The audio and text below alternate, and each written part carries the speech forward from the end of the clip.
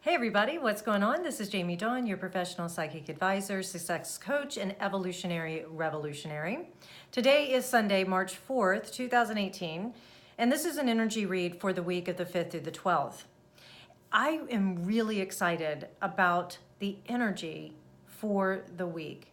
This is a pivotal month also. March is when, at the end of March, when the sun moves into Aries, starts our zodiac new year. So we're right on the tail end of the last year.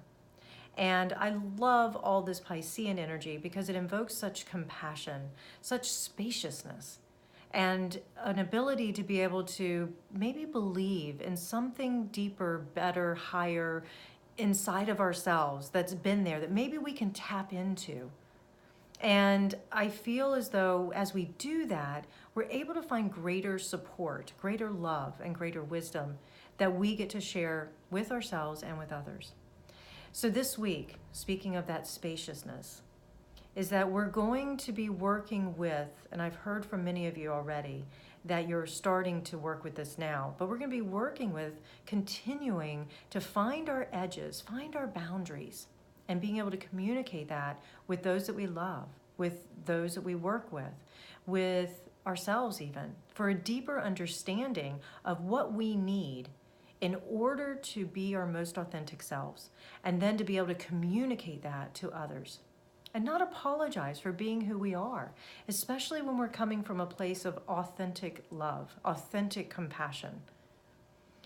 An example of compassion is when someone is going through something very difficult, like many of us are, that part of the perspective is that we can say, look, right now, this is where I am, because I'm not always going to be here. But for now, I need that compassion from you. I need to be compassionate with myself, because when the wheel of fate turns and you are then on the other side of this darker time, you're then going to become that person who is able to look at someone else going through a hard time, and you can say, I remember what that felt like. I'm deeply compassionate.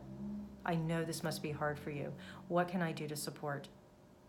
So that's one aspect that I feel is coming in for this week. Also, we're going to be looking at the way that we communicate between our head and our heart. What is true for us? There may be some very direct, pointed conversations that we're going to be having with ourselves as well as with others. Good, direct communication is going to be so important to cut through the fog that some of this Piscean energy may have created. We may be faced with having to tell somebody, this doesn't work for me anymore. Or we might just have to wrap our arms around them and say, I love you, I've always loved you, and I have really not been able to be my most authentic self until now, and I am so apologetic for that. But here I am, and let's walk through this. One of the key components to the direct communication as well is also asking really good questions of yourself and others. So try and watch for those open-ended questions as an opportunity to collaborate. If you catch yourself before asking somebody, do you want to do this, or would you like this? That's a yes or no answer. You're just going to get a yes or no. Yes, that's a pretty direct conversation, but it doesn't lend itself to collaboration. It doesn't really lend itself to going deeper and going further. So this week, the energy will be supportive of really good open-ended conversation and questions. So using those what, where, why, how, those are great open-ended beginnings to a question. That will continue to help create more trust, more safety, more stability that we are all looking for right now in our lives. And of course, I'm going to offer my perspective on this. I believe that not anything in this world, nothing in this world is permanent. We know that energy cannot be created or destroyed. It just changes form. So really watch how we can easily attach ourselves to a form. And we say it has to be this way in order for me to feel good. Instead, maybe the invitation is, it is this way in this moment, and it feels good. And what I need from this moment is ... And that doesn't mean we give up our hopes and dreams. It doesn't mean that the future doesn't matter and all that sort of thing. But what it does do is it invites us into this present moment awareness that allows us to say, I have my hope in my dream, and this is the choice I'm making right now that can help sustain that can help build that foundation or keep me in alignment with that hope and dream. The other thing that this week is going to provide, many of us are going to start feeling that spring cleaning feeling coming on. That full moon in Virgo that we just had last week was great for being able to say, is this useful, is this not? So we probably looked around our world and we said, I keep that, I need to reorganize that. I look at my bookshelf, for instance, I'm like, I totally need to reorganize my books, probably put them in categories and authors and all that sort of thing.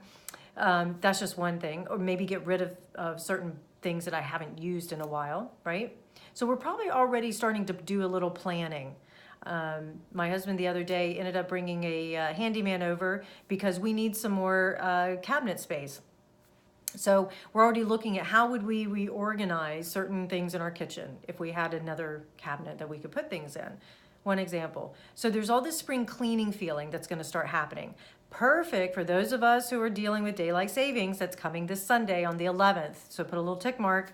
Daylight savings for those of us who observe it is on Sunday, March 11th.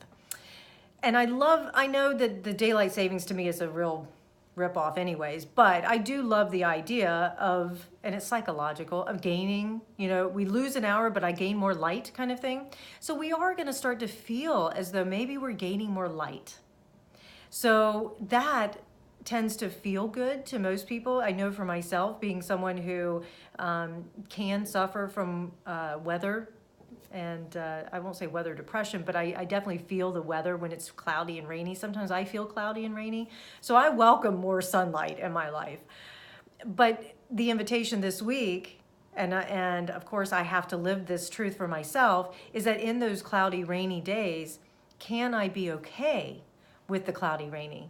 Because you can't change the rain, just like you can't always change how you feel. You just have to let it move through you.